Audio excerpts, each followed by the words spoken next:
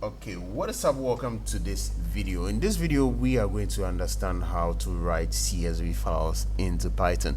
So Python's built-in CSV model provides efficient functionality for writing data to CSV, separated value files, which is a common format for tabular data widely used for Excel exports, database imports, and also cross-system data exchange.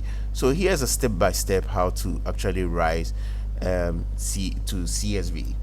So working with CSV files in Python, you have to follow some steps by number one, importing the CSV model, and then you open a file in a write mode and then create a CSV writer object, write your data, and then close the file. Let's look at a sample code how this is done.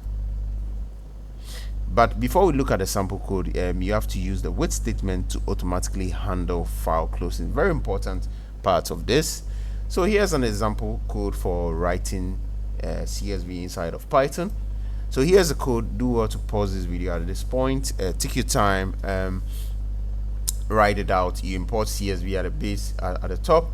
You use the basic with open approach, and then you write multiple rows at once using data and and then you use another with open statement, and then you get things working. Let us know how it went for you in the comment section. So what you have to do is that you have to customize the format with delimiter, quoting options, with the writer. Okay, so you use writer, which is you are declaring a variable inside of the whole thing.